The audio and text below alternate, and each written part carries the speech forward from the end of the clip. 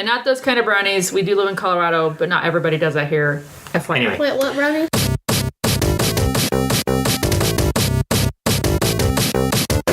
This is UnpauseIt, a podcast by a family of geeks.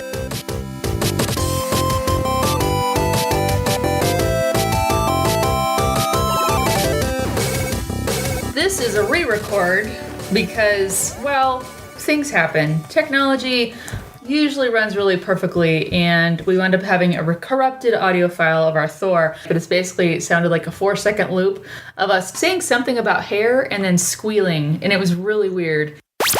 I wish I had purple hairs. And I had purple hairs. And so we really can't let that stand as our Thor podcast. So we're going to do a reboot or re-record of the Thor podcast because it's worthwhile. We can't skip it. And we still have some very salient points on it. This is important for parents. So Georgia, can you tell us, would you ever watch Thor again? I would say no unless we had to redo the podcast again. Now, why would you, Miss 9-year-old, Furious Girl, not want to watch Thor again? Because the Destroyer is very scary. Okay, so there is a villain in here, but that's a heads up for you parents out there who might have a 9-year-old or younger, because you saw this movie first when you were younger, and you have declared that this movie still kind of scares you because of the Destroyer, correct? Yes. Okay, so but this is not the average scare. And again, your 9-year-old or younger child may not get scared at the Destroyer, may have different standards for what scares them and frightens them and gives them nightmares, but just know that our 9-year-old is not appreciative of that particular character. Therefore, this movie... The sauce is not scared by the Destroyer. Yes. The sauce is, let's try this again. How old are you actually? 11. 11-teen. 11-teen will I'm going to stick with that. I think that's a thing we can stick with. I think he's 11.2. No, he's 11-teen. I like it. But yeah, so did this movie, do you have any qualms or fears or anything about this movie?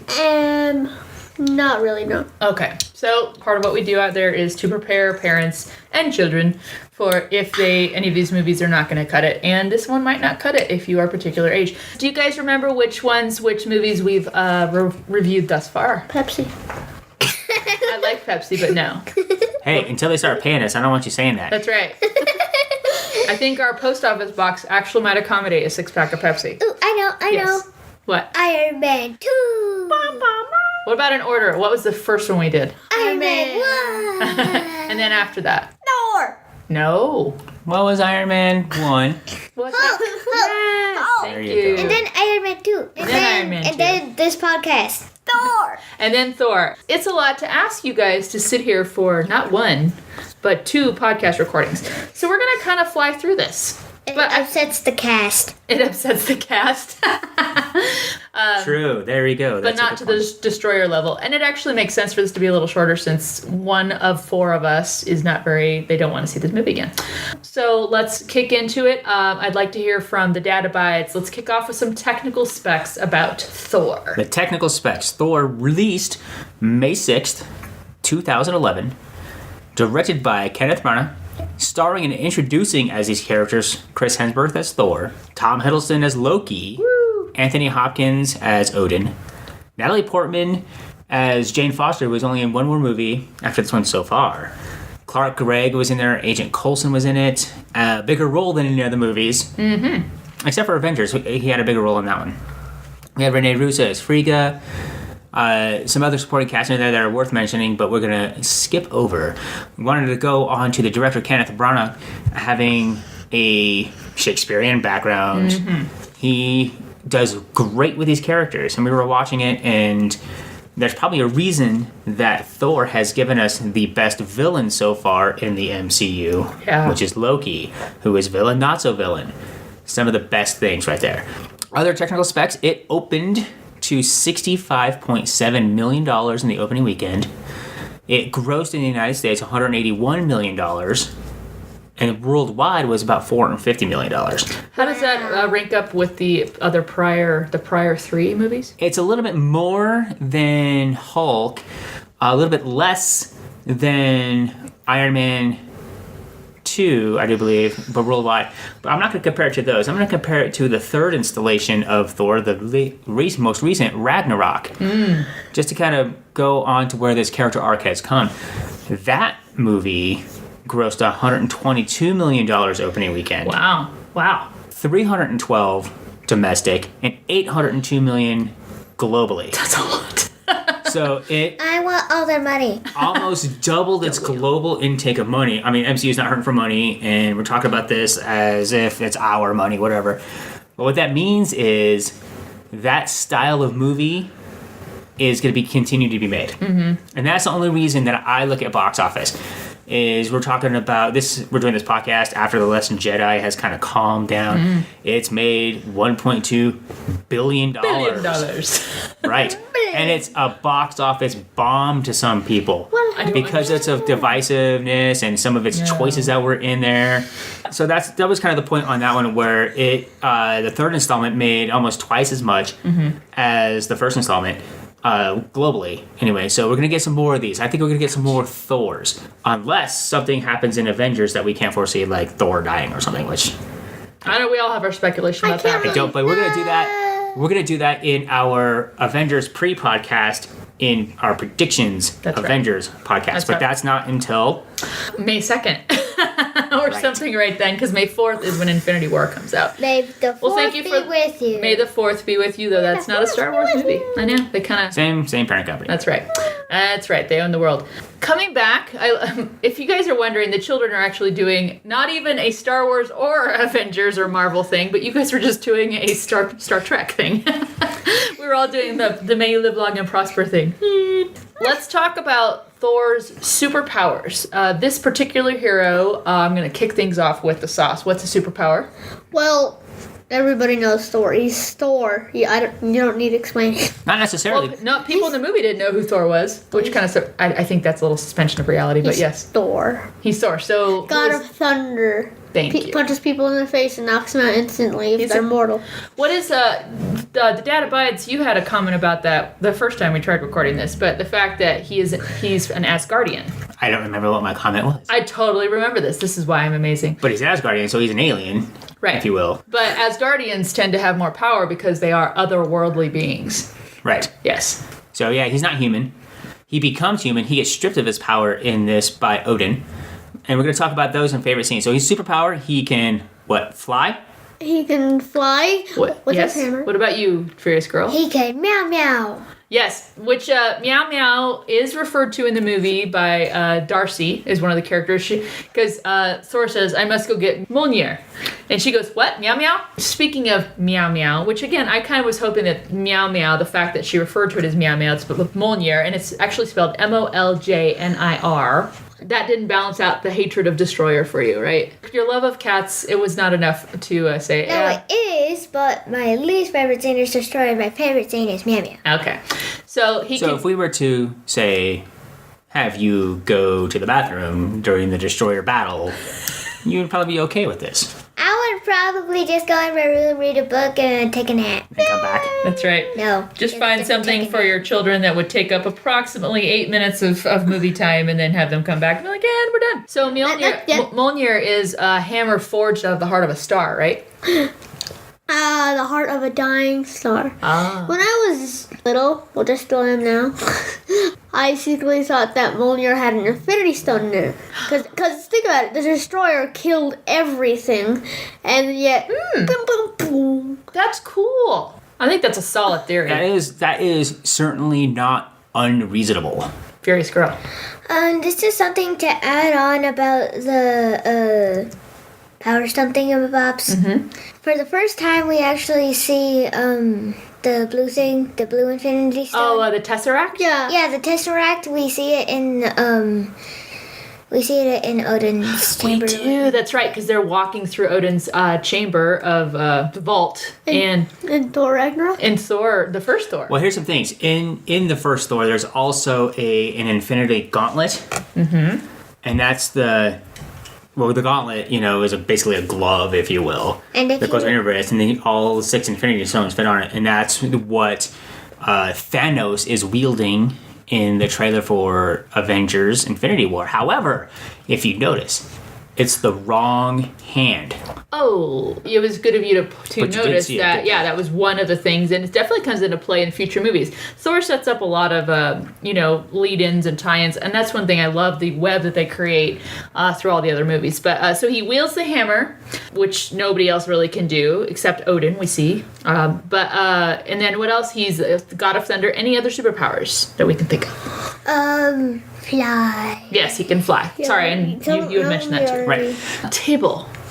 What are Thor's vulnerabilities? What is something or things, people that distract him from being a hero? Start with Furious Girl. Jane. Jane does distract him a little bit. Finish my point. My turn. My turn. Okay. So I think that one of the major weaknesses is pride. Yes, I totally agree. He's too prideful. I mean, Prideful. children, let's look at this. Let's just think about that, where Odin has to banish Thor when Thor tells him, and you're a foolish old man.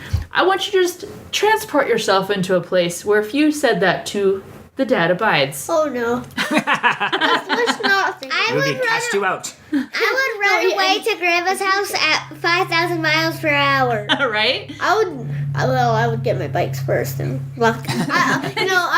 I would say that's it after I tie him up to his bed, wake him up, and then I'm like, you're a stupid old fool. And I've already packed my bags to go somewhere else. So essentially you would not say this because the likelihood of that scenario ever being able to happen is not. Or we could use duct tape and we could just put wood instead of his actual arm on it so we don't kill him and things. You know, I'm not really liking where this is going because you guys are totally fabricating and plotting ways that you could overpower your dad. Probably not going to work. And we're not trying to give any ideas to any children who might be listening to this with their parents. And your parents right now are most likely looking at you with these very piercing eyeballs saying, don't even think about it. Oh, wait, I know what they're saying. I think he's a bit of a warmonger. He wants to fight. He's jumping, he's knee jerking. He wants to just hop into, let's just fight this out. Whereas Odin's like, hey, no, there's diplomacy, there's peace. There are bigger things than a battle because this could turn into something outrageous and you can't quite handle it. So, how about you? Those are what makes him vulnerable. Yes. His only real weakness is his pride, the way we touched on, right? And Odin, basically. But when we say weakness, we say what makes their power go away. We're talking maybe the other DC Comics, his kryptonite. That's the most common, most famous one. But the only thing that took away his power was Odin.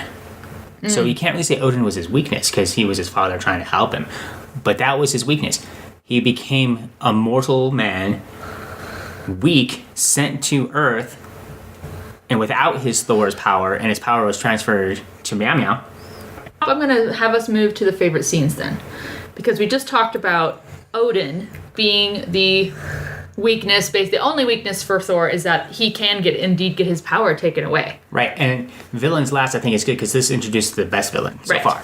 So I'm going to start this off. One of my favorite scenes, I think one of the most powerful, well-done scenes in this movie is the banishment. When they are all in that chamber at the end of the Rainbow Bridge and fighting about what just happened. So they had just gone to Jotunheim when they weren't supposed to, and this is Thor and the Warriors 3 and Lady Sif and Loki, right? Because him and Loki are brothers. Thor disagrees with Odin, and they start fighting, and that is when he says those dreaded words, guys. You're a foolish old man. And this is finally when Odin realizes, well, you are past the point of no return here, and nothing I say is going to do anything, and he has to do the parental thing or implement a punishment here. So, what did you guys think about that scene, about Odin? And I really do think, and if you guys ever watch, anyone watching Thor, if you ever watch the extras, they actually say during the filming of this scene that the crew was moved to tears because of Sir Anthony Hopkins' performance in this. What did you guys think of that when he got banished? Wow. I mean, I think Odin's power is a lot. Think about it. He's still stronger than Thor, though. It's Thor's hammer, Mjolnir. Meow, meow. Meow, meow, meow, right? Yeah. And he just held out his hand, flew into Odin's hand. Odin's hand, yeah. Yeah, Odin's hand. And he banished Thor. Wow. How about you, G? What did you think of the whole banishment scene? I gave it a 6 out of 17. Okay, so not one of your favorite scenes. What was one of your favorite scenes? My favorite scenes was Meow Meow just flying into the air. Oh, Flying around do you mean from the crater? When you mean at the end? Like or just all the time? When it went back to Thor, it was just like... That was so cool. That was, And then Thor's like, that was a masterful, like, you're like, whoa. That was just, the build up to that was fantastic. But that's one of my least favorite scenes. Right after that, when they're like, "Oh my god," and he's all getting like, I'm like, but that doesn't take track from the whole movie. It was like, okay, eye roller. What was one of your favorite scenes? not on purpose. So, Jane, when they The first two times she meets Thor. the first 2 times she meets Thor, first time she ran him over. Second time, she ran him over. Right? And then she's like, I'm not doing this on purpose. Yeah, that was a bit slapstick too. I really liked that. She's like, oh man, he's having a rough day. Dad Abide's favorite scene. Favorite scene? I don't know. I think the last battle with Loki was pretty good. So, destroys the Bifrost. Loki tries to trick him again. And he says, I've had it. And boom. And then flies him and then sets the hammer on his chest. And he's not worthy. What about you, Georgia? So I have another favorite scene. It's when Loki just face plants into the universe. That's right. Yeah. That is one of your favorite scenes. He just, and it's a bit, it's an emotional moment for them, but you don't like Loki, and you're just like, bye, sucker. No, but it's fun because it's basically like a galaxy pillow, and Loki just ungrips the spear on purpose. And he's like, goodbye, universe. And he face plants into the other universe. There are a lot of universes. I have something to say. Bring it. Face plant into the universe. And we have yet another crossover into It's DC. super catchy. One, I will say, I have another favorite scene. I love the crater scene where Thor, gets Jane to drive him out there, and he is fully expecting to reclaim Mjolnir. Meow meow. And he, and we'll talk about this at battles, but he fights his way to it. And you have that moment where he gets there and he's like, okay. And he's just smiling down at it. He's like, buddy, I'm going to take it.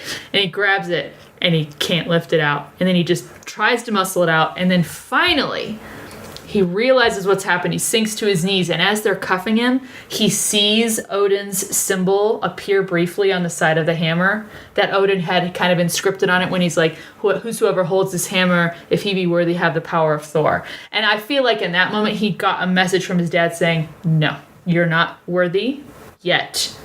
Maybe someday soon. And so he just feels the total rejection, I think, there. It's real for him in that moment. I love that scene. But that's one of my other favorite scenes. Any other favorite scenes around the table? No? What about you, We Will? will talk about Stanley Cameo after we do major battles. You think so? Yeah. All right. Well, is that suggestion to the person driving this podcast, which is Moana? Yeah. Okay. Georgia, what about you? I also have another favorite scene. It's also a major battle, so I also go with Willis. We should do major battles next. That Meow Meow, the battle where you were talking about it, where he just did all that stuff, but he's like, yay, Meow Meow. So he fights his way to Meow Meow? Mjolnir? Meow Meow. Enough of the Meow Meows. All right. Well, let's talk about battles. Because we're slowly segueing our way through this. I'm gonna ask Dad Abides. What is one major battle? What was your favorite major battle? Favorite major battle, I think I said, was also one of my favorite scenes, was Loki in the end. Very nice. Because the hammer was funny, and yet, okay, he sits there and he can't lift the hammer off of him. Yeah. Set up by the whole thing, and the gravitas of like, okay, I've learned a huge life lesson in this whole thing rather quickly, because it is a movie. And he cuts that off from his life. All right. Yeah. At least temporarily. He makes the bigger king decision, the kingly decision to save Jotunheim rather than say, but I need to go back and see Jane. How about you, Willis? Okay, so major battles. I've already said this. When it was beating up Destroyer, I've already said 3 hits, done. Final major battle. Well, no. Yeah, because the Destroyer made quick work of Lady Sif and the Warriors 3. So 4 Asgardians were basically defeated, and he does it in 3 hits. Right. 4 semi-legendary Asgardians at that. They were legendary too. Yes. They are legendary. That's a good point. I also I like that battle too because as we'll bring up in future movies, that battle, the arrival of the Destroyer, actually really causes S.H.I.E.L.D. to take some action, preventative measures, if you will, in the future that are a bit controversial, aka like Captain America, that he's not in favor of. That'll come up in future movies where the Destroyer threw them off their game. They're like, wait a minute, we need to worry about some, I don't know, not earthbound things that could come and destroy us. So it causes that to happen. What about one of your favorite battles, G? I already said Meow Meow. Oh, the one where he goes to the crater, right? Meow Meow. I think one of the other major battles is Jotunheim, when he and his group of warriors, including Loki, to take the Rainbow Bridge to go to Jotunheim. And they basically, Thor wants to exact some vengeance because a handful of frost giants were able to get into the vault and almost took, what is that thing called again? The source of power. I can't remember what it was Frost called. Cube. But yeah, it was the source of their power, but it was I like not the that name. Tesseract. I know what we could call it. What? The Ice Cube. Well, I like the Frost Cube. I'm going with Because the they're the Frost Frost Cube. Giants. They're Frost Giants, Frost Cube, the Jotun Cube. But I like eating ice cubes. We know you do. No. So that one, I really think that battle is key because you see why Thor is a loose cannon. He's immature. He is all about the battle. And you guys notice that his friends they get injured and they're like, we gotta go. And he is ignoring them. He's like, no, I'm gonna fight. Doesn't even acknowledge that. And they're just trying to get away so one of their people can live. And he finally intervenes when he kills that really big, whatever that big kind of icy frost wolf is. And he throws his hammer. Oh, he flies his hammer through the guy's head. Remember that? Ice Rat. Yeah, well, actually down his mouth and... Yeah, big hole. Blah. Yeah, but, What was his name? Ice Rat. Ice rat. Oh, yeah, there was a real name for that. Yes, I know, but I forgot it's on kind of like... All right. Any other? I think those were all the major battles. Very good. Which I think, Dad Abides, you had pointed this out. There are more battles in this movie than there have been in the prior movies. Right, and that was part of the character development of it. And so he goes through the very beginning, and he's disgraced, and something happens. He goes to Jotunheim to face the Frost Giants. We see a battle of the Frost Giants in a flashback montage of the history of Asgard at the very beginning. So we have that battle. Then we have the battle on there where he's flying around and it's basically just 5 Asgardians, 6 Asgardians tearing up an entire planet. And then Odin comes down and saves him. And then he's fighting in the ER. Right? But he's mortal, doesn't really like it, but he still takes 4 guys to pull him down. Yeah. So we know that, okay, he has lost his power because he was taking on thousands of frost giants and winning, and 3 security guards and big orderlies were handling him. So that was a good point in there. And then he had the battle that Furious Girl was talking about to get his hammer back. Then he realizes that he doesn't have the power. He's not worthy. And he's not going to get it back unless Odin says something, which then I think that's when he finds out Odin says, oh, well, I'm done. Right. And then it's kind of a story mode to that. And then the very last climactic battle is the next battle. You had something. It's about villains, and the Destroyer is a villain and also a hero, because it was a hero when the Frost Giants broke in, and it, killed the Frost Giants. Yeah.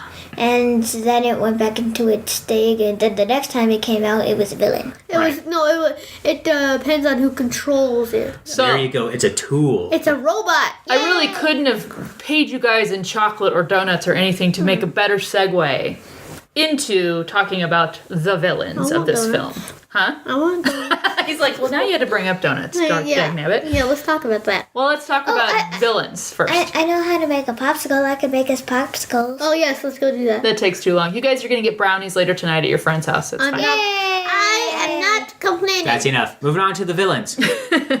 All right, villains. The Dad Abides mentioned this earlier. We get one of the best villains thus far, and I would venture to say one of the best villains throughout the entire Marvel Cinematic Universe, Loki. Right. Now, Worst Loki's villain not throughout Darth the Vader cinematic villain level, right? Darth Vader is almighty. Especially Darth Vader from Empire Strikes Back. He's not there. However, he is not portrayed as a villain, but he ends up being the villain. We are misdirected to Laufey, the king of the Frost Giants. Oh, another good villain. The performance on this is good. We get kind of a backstory on how he was conquering and was conquered by Odin, thousands and thousands of years ago. But Loki is the main villain. Mm-hmm. Thor's pride is another villain. Yeah. Yes. His own internal demons, if you will. Laufey was touted as it, but it ends up being Loki. I'm surprised Loki never shows he's a frost giant in any other movies. Like, I think it's just shameful. Yeah, they kind of just gloss over that and how being on Asgard got rid of his frost giant thing. But this is a movie about space things and hammers out of stars, so we can kind of forgive that. But that is the only time we ever see him become that. Yeah. And he goes through the wormhole at the end, right? Yeah. He does not die, spoilers, ends up in Avengers, but space and time get bent. How long was he there? What did he actually go through? Did he go back in time and had to live 1,000 more years and then came back again? So we can kind of conceptualize that and then how that would kind of just be gone from his abilities, if you will, maybe. I would have liked to, and I gotta say, Laufey, I think he was so good because I just loved the way he was depicted. I mean, he's a frost giant, he's dark, he's just always very, very grim. Doesn't say a lot, but there's just this huge intimidation factor behind him. I love when Odin comes to retrieve Thor and his gaggle of friends to come back, and he's like, "Silence, be quiet, I'm trying to smooth this over." And how Laufey just comes right up and gets in Odin's face. He's like, "Oh, father, you look weary," and you're just like, dang, that takes some cojones. I love that particular villain, but I do like that they misdirected to make you think, oh, that's the villain for the movie. No, as a matter of fact, it's not the only villain. Right, and then I think we might have just a podcast backlash, just maybe about the villains. Why? I listen to a lot of podcasts about movies, about this MCU, about these nerd type of things, and MCU has a villain problem. I keep hearing film critics say they have a villain problem. I'm like, well, A, then you may be overthinking things, for one. Two, you're not then really seeing who the real villains are. All right, Stan Lee Cameo. What was the cameo? Willis, you have your hand up. Go. The cameo is by far my favorite cameo of especially of all the Stan Lee cameos that ever cameoed in the Marvel Stan Lee cameos. It's a pretty fun one. Georgia, how'd you like the cameo? I like it because he thought he pulled the hammer out, but it was actually his truck. Just broke his truck in half. Yeah. And we also see the truck later when they're at the store thing. At the diner, yeah. You see it in the background kind of a little quickly without the truck bed on it. Yeah, that's right. Yeah, it's just drumming around, and he's like, "Hi." Hello. I just love it because it's so quintessentially American, for us all to be like, look, there's a big hammer, a big alien thing stuck in that rock. Let's have a grill out with coolers. Yeah. I give it 8.9 out of 10. I think that what they should have done is, if they're probably really stupid, so maybe not. But I can't pull the hammer out. I just can't do it. I can't do it, Captain. Yeah, but then they should try to break the dirt underneath it. Try to dig it out. Elevator's not worthy, but it also is not unworthy. All right. Let us move on. We're about to wrap this up. We need your final rating overall on this movie, and I recall my rating system for this one. I have decided that our rating unit for this film, and again, 1 is very bad, 10 is the best. That is your scale. You can only go to 10. You can only go to 10. 1 to 10. And your unit of measure is... Wait, I'm trying to remember what it is. Oh, you just said you remember. Is it Bifrost sand imprints? So those really intricate designs that happen every time Hamdall does a Rainbow Bridge transmission into a planet and you see that big circle of design. That is what we're doing a unit of measure. So let me get a unit of measure from the Dad Abides. I give this one 7.5. Not perfect, but really good. Yes. Really, really good. Maybe even closer to 8. Nice. Bifrost Rainbow Bridge stand imprints. 7.75 maybe? 7.96. okay, between 7.5 and 8. Very good. The Furious Girl, what do you got? I learned something in math where you put a decimal point and a 1 after it, and that means 1/10. I give it 1/10 out of. But you can only go down to 1. That's below 1. It's No, you Tenth of a total, point. and it's I'll let you. 1/10. I should have said 0. Okay, so 1/10 of a Bifrost sand imprint. Yeah. Wow. Wait, that would mean just a line in the dirt. That's useless. She doesn't like it because of the Destroyer and... And that's legit. No one said you were gonna like all these movies. The Right. only reason why I like it is because meow meow. Okay. So all the other things are kind of boring just to get a couple of jokes for the Furious Girl. The Sauce. What do we got? What's your rating of this movie? 9 point. 14159. Okay, 9.14159. Yes. Wow, Dot. Wow. I'm gonna have to average these. It's gonna be ridiculous. That's what I do, guys. So on the blog, on UnpauseIt.com, there's a blog post that goes with each of these as we publish the podcast, and I average the kids' rating and the parents' rating, which means this is going to land somewhere in maybe the 5s or something like that. My overall rating is, I think I'm going to go with an 8 out of 10 Bifrost sand imprints, because I do like this movie. Kenneth Branagh is always going to be one of my favorite directors. I think they really knocked it out of the park with the casting, which is, again, something consistently done well throughout all of these movies. The casting is great. This is one of those movies that I like better every time I see it. So, 8 out of 10. What did you guys spend your half-hour screen time on this last week? What was your half-hour screen time? It was Hypixel, also known as Hypickle, on Minecraft. Okay, is that a game or a sub-game of Minecraft? It's a. What? Let her answer it, please. It's a server on Minecraft that I was playing this morning since 1 a.m. to like 7 a.m. Yes. She could not sleep. So for anyone listening, you can in fact use the Microsoft Family feature on your account, which I do. And now, children, dear children, now that you're back in school, I have now curbed you back to where you have limited hours of screen time, and there will be no more 1 a.m. getting on your laptop while mommy and daddy are sleeping. Poo. I know. What if. It's for your best interest. What about Yeah. what about Nothing else. You can't go back to sleep. You wake us up to let us 6 know. a.m. is the 5:56? 6 a.m. is the earliest time you are able to get on your laptops on weekend mornings. All right, the Sauce. What did you spend a half-hour screen time on last week? Do you remember? You read a lot, I think. I did. He actually slept most of the time. sleep a lot. Oh yeah, like before dinner, I went to bed and woke up at like 8 o'clock in the morning. That was like 3 nights in a row, wasn't it? Yeah. Yeah. in So a way? Yeah, it was like I did. So I don't think I really used my half hour at all. But you don't get them. They Yeah. expire every night. Yeah, I Figures. know. But one day, Mom is going to let me, and you said you would do this. You were going to let me stack 2 at a time, like for 2 nights. you know, I love the Between an retention that hour- happens when a parent gives something that is not normally given, but then I ask you to retain stuff for like homework in school. Right out the window. I see. It's selective. It's selective remembering. Okay, it's fine. okay. So I didn't spend on anything, but I blame you and me because I've been sleeping too much. You know, But, you're a growing kid. Yeah, you said, and you keep saying this like this night, that night. But I blame myself because I've been sleeping. You should, because you've been sleeping, dude. Yeah, What but do you they, want? Okay, they have no idea what they're talking about. Do you want to tell them what we're talking? You can tell them. Yeah. I want to download the Java edition of Minecraft. You can download it for free, or so. We have an account, so Or you so can. says you.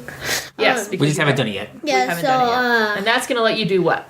that's gonna update me to George's update level, so we can do Hypixel and stuff, whatnot. And together. yeah, Yeah. and we can join parties and we can be friends. And I've already joined some parties of my own on Hypixel. It's very fun. Okay, well, Daddy and I are going to keep an eye on that too, because as is our duty, we need to make sure you're in good spaces. So, well, hey, what did you spend a half-hour screen time on this last week?